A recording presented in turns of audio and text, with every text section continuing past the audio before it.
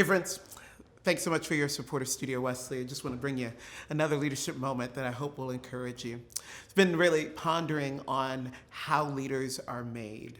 This idea that no one is born into this thing, that we cultivate a leadership identity and the capacity to lead in multiple levels and in multiple spaces is something that can actually be grown. It's not just something that's sort of given.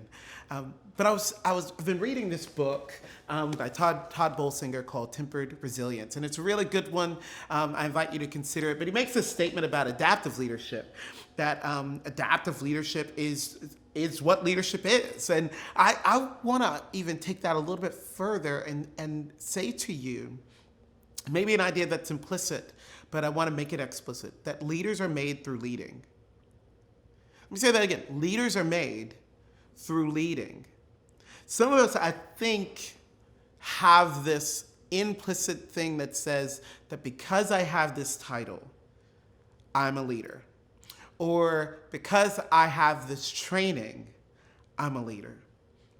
And so then when rough moments happen, in Todd Bolsinger's book, he talks about sabotage, the need for organizations to be reshaped, not so that they simply solve their own problems, but are positioned so that they can actually solve the problems of the world around them. This is stuff that Todd talks about. But these moments come up where there's tension and people aren't ready to go in a direction that we know they need to go.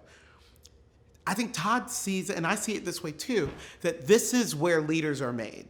Leaders are made when they actually lead. And so this is really good news for some of us, and this is sobering news for some of us. Let me start with the sobering news. This is sobering news for those of us who want to show up and be acknowledged as a leader simply because we have a title or we've been appointed somewhere or this is our job.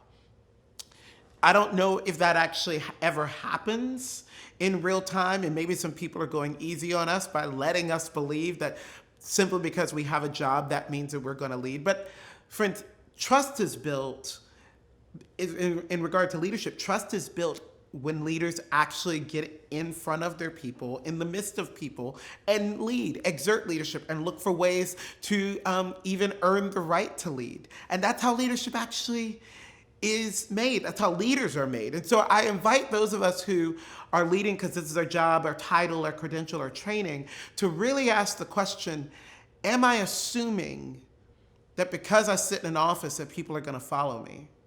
Or am I actually getting in the midst of my people and earning the right, the trust, to lead them to a new location, to a new space, to a new direction? That's the sobering news I offer. But I also offer this good news. Those of us who didn't feel like we got the training that others got. Those of us who don't have the credentials, right? That's where people like me who are not ordained, sometimes we sort of pull back a little bit because we're I'm not ordained, so I don't know if I'm really a leader. Those of us who feel like we don't even have a lot of experience in leading. Friends, leaders are not simply sort of appointed or credentialed. Leaders are made through leading. And so for those of us who don't have that stuff, we actually get to show our capacity to lead by actually getting out there, by looking for the leadership gaps and stepping into them, by taking initiative to say, I think we should go in this direction and I'm willing to take the first risk, to be the first one in that direction. And if anybody's up for following me, come on, let's go. It's really about getting our hands dirty in the things that need leadership. And so I just want to say again, leaders are made through leading.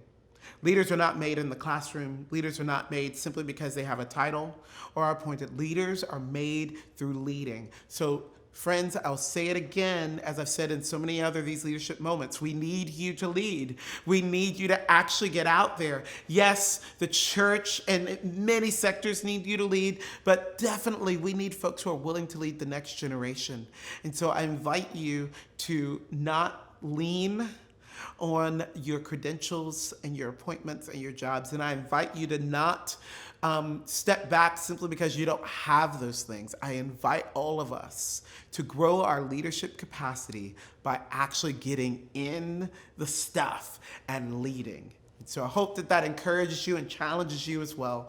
Thanks again for your support of Studio Wesley. It is so important as we continue to expand our offerings to serve college-age young adults across the world. So thanks so much, friends, and be well.